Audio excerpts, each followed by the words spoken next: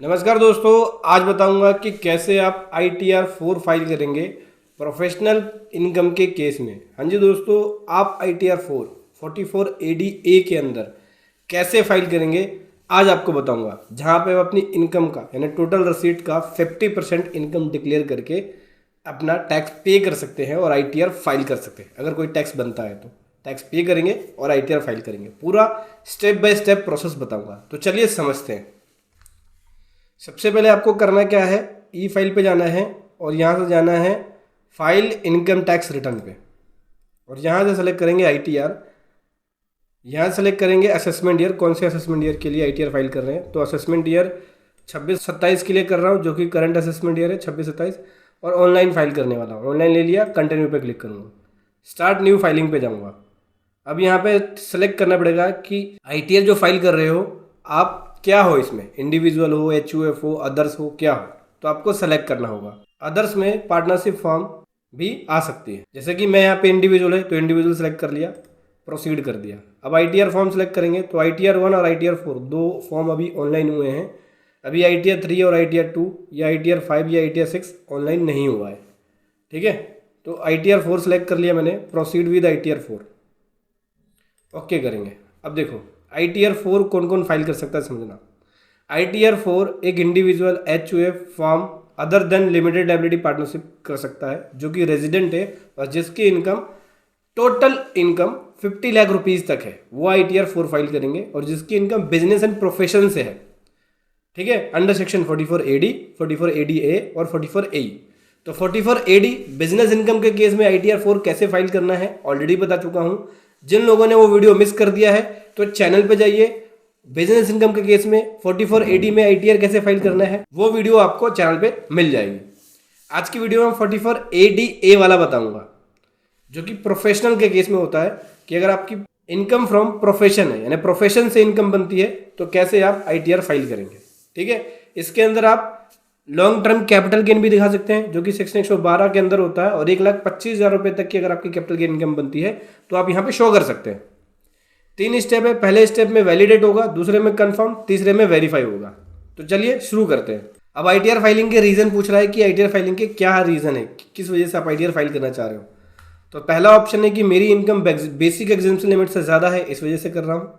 और दूसरा ऑप्शन है कि मैं इनकम टैक्स के सेक्शन 139 सब सेक्शन 1 के 7 प्रोवाइजो के कंडीशन को फुलफिल कर रहा हूँ, जिसकी वजह से फाइल कर रहा हूँ। कोई भी एक कंडीशन को फुलफिल कर रहा हूँ, जैसे कि पहली कंडीशन है कि मैंने during the year 1 crore rupees जमा कराया है एक या एक से अधिक करंट अकाउंट में। दूसरा, मैंने 2 लाख रुपए से ज़्यादा फॉरेन ट्रैवल पर खर्च किया है। तीसरा, मैंने इलेक्ट्रिसिटी बिल के ऊपर 1 लाख रुपए तक का खर्चा किया है ड्यूरिंग द ईयर। या फिर चौथा, कोई और अदर रीजन है जिसकी वजह से। तो अगर आप ये वाला ऑप्शन सेटिस्फाइड कर रहे हो तो इस पर टिक करके इसमें से कोई एक ऑप्शन ले सकते हो जो आप सेटिस्फाइड कर रहे हो, और आपको नहीं पता, नहीं समझ में आ रहा, अदर पर टिक करके आप फाइलिंग कर सकते हो। ठीक है, तो मैं पहला ले रहा हूँ कि मेरी बेसिक एग्जेम्पशन लिमिट से मेरी जो इनकम है वो बेसिक एग्जेम्पशन लिमिट से ज़्यादा है। तो पहला ले लिया, कंटिन्यू पे कर दिया, ओके कर दिया। अब देख सकते हैं ये सब शेड्यूल्स है, ये शेड्यूल सारे भरने होंगे, एक एक करके शेड्यूल्स भरना होगा। सबसे पहला है जनरल इन्फॉर्मेशन। लेकिन उससे पहले बताना चाहूँगा, आगे बढ़ने से पहले, ITR फाइलिंग की अगर आप पेड सर्विसेज लेना चाहते हैं, जहाँ पे हमारे बेस्ट प्रोफेशनल द्वारा आपको ITR फाइलिंग की पेड सर्विसेज दी जाती है, इसका लिंक वीडियो के डिस्क्रिप्शन में है, तो जल्दी कीजिए, आप भी हमारी ITR फाइलिंग की पेड सर्विसेज ले सकते हैं। चलिए आगे बताता हूँ। पहले स्टेप में पर्सनल इन्फॉर्मेशन है। पर्सनल इन्फॉर्मेशन में जाके चेक करके वेरीफाई करके चेक करके कंफर्म कर देना है बस। क्या आपने पहले ऑल टैक्स रिजिम को चूज किया था? नहीं, नो। क्या आपने फॉर्म 10I फर्निश किया है करंट ईयर में ऑल टैक्स रिजिम के लिए? नहीं, नो। तो दोनों ही नो हो गए, मेरा नो कर दिया। अभी बैंक की डिटेल है, अभी कंफर्म कर देंगे। तो पहला स्टेप में तो कंफर्म हो गया। दूसरे स्टेप में ग्रोस टोटल इनकम के बारे में बोल रहा है कि ग्रोस टोटल इनकम आपकी कितनी है। अब देखिए, आगे बढ़ने से पहले मैं आपको एक बात और बता देता हूँ।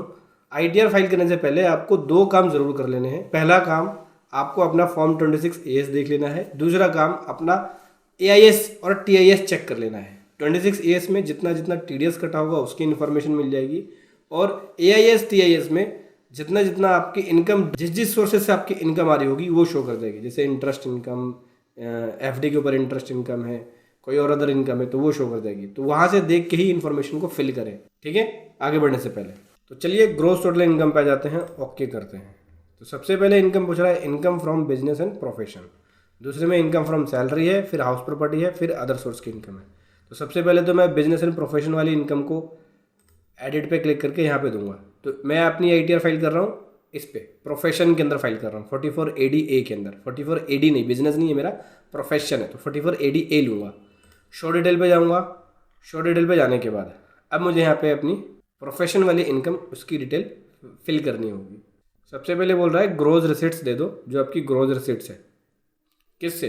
प्रोफेशन से, जो आपने ड्यूरिंग द ईयर प्रोफेशन से ग्रोज रिसिट्स कमाया है। तो इसके लिए मैंने यहाँ पे एक P&L और बैलेंस शीट बना रखा है, देख सकते हैं। हालांकि जिसका फाइल करने जा रहा हूँ ये कंसल्टिंग फॉर्म है इनकी, टैक्स एडवाइजरी कंसल्टिंग देते हैं, ठीक है। तो इनका फाइल करने जा रहा हूँ। इनकी ग्रोज रिसिट्स ये है जो इनकी सेल है। तो 9,78,761 यहाँ लिख रहा हूँ मैं, 9,78,761, ठीक है। उसके बाद यहाँ पे आपको डिक्लेयर करनी है इनकम, जो कि ग्रोज रिसिट का 50% से कम नहीं होना चाहिए, उससे ज़्यादा होना चाहिए। तो यहाँ पे देख सकते हैं नेट प्रॉफिट डिक्लेयर किया हमने। अगर नेट प्रॉफिट को चेक करें तो क्या होगा, नेट प्रॉफिट को डिवाइड कर देंगे सेल से, डिवाइड बाई सेल्स, और मल्टीप्लाई कर देंगे 100 से। तो देख सकते हैं 67.60% है, यानी मेरी 50% से ज़्यादा का नेट प्रॉफिट डिक्लेयर कर रहा हूँ मैं।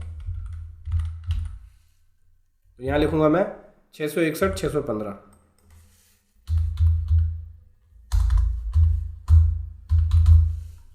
ये देखिए 661,615 की इनकम को शो कर दिया मैंने। अब टोटल इनकम जो बिजनेस एंड प्रोफेशन से वो ये है 661,615 की। सेव कर दिया।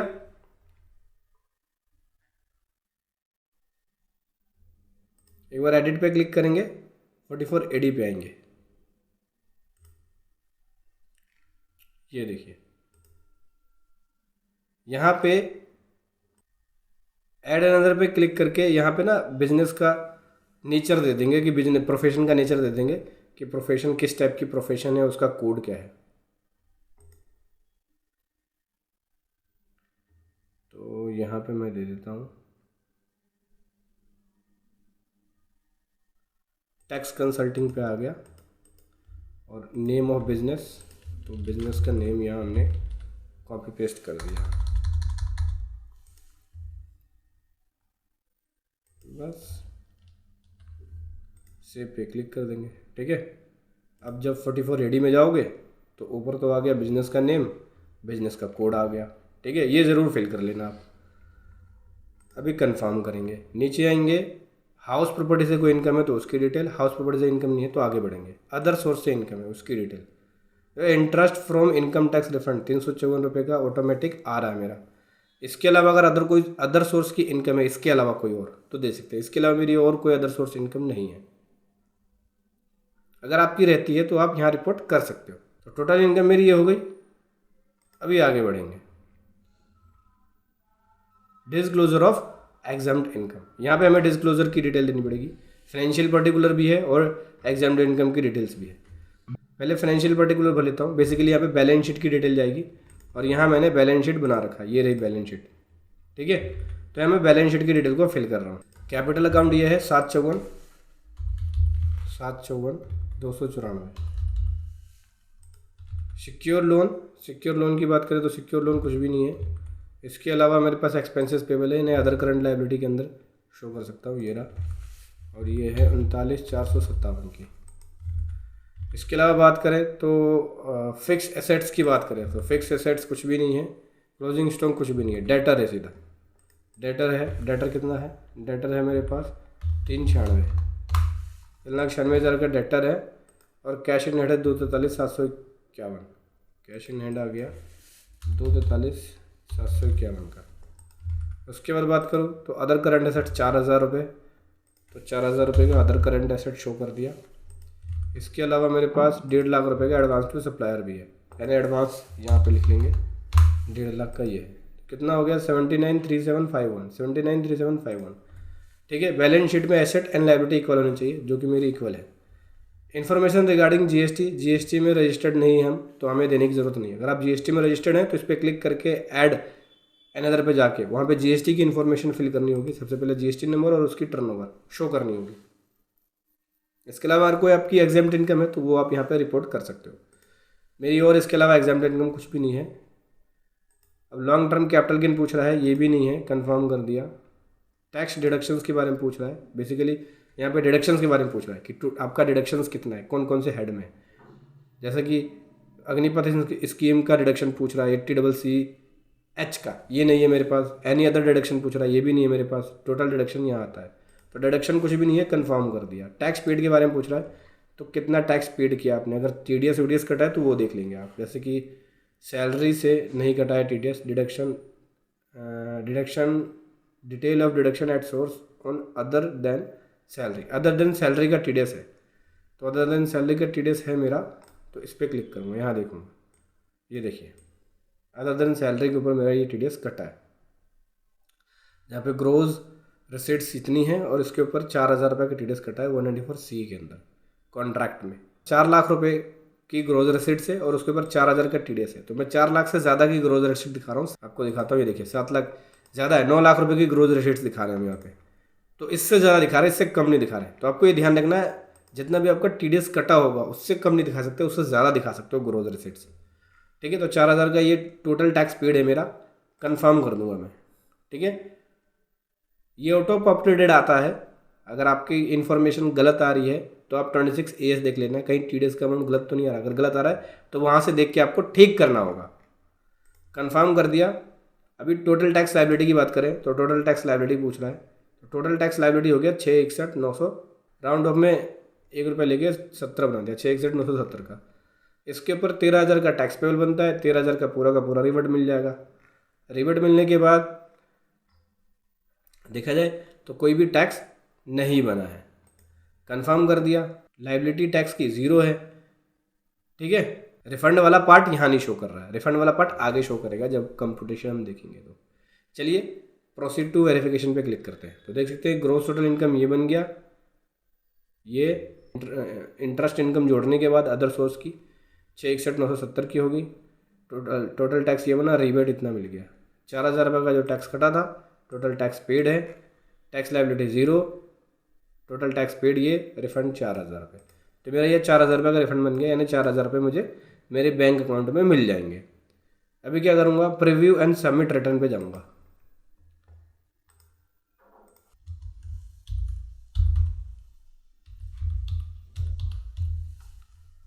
प्लेस लिख दिया। अभी वेरिफिकेशन पे जाएंगे। सेकेंडरी एड्रेस के बारे में पूछ रहा है, ये सबके आईटीआर में सेकेंडरी एड्रेस का ही एरर आ रहा है, तो सेकेंडरी एड्रेस का एरर आएगा आपके पास। अभी गो टू वैलिडेशन पे जाएंगे। वैलिडेशन सक्सेसफुली हो गया। प्रीव्यू पे जाएंगे, यहाँ प्रीव्यू दिखेगा, देख सकते हैं प्रीव्यू भी सही हो गया, वैलिडेशन ओके हो गया। प्रोसीड टू वेरिफिकेशन पे जाएंगे। इसको ई वेरीफाई करने वाले हैं, कंटिन्यू करेंगे। यहाँ पे आधार ओटीपी का ई वेरीफाई करेंगे, आधार ओटीपी का यूज़ करके ई वेरीफाई करेंगे। इस पर टिक कर दिया ऐसे। अब कंटिन्यू कर देंगे, एग्री पे क्लिक करेंगे और जनरेट करेंगे आधार ओटीपी। अब जो ओटीपी आया है वो ओटीपी यहाँ लिखना होगा। चलिए लिख लेते हैं ओटीपी को।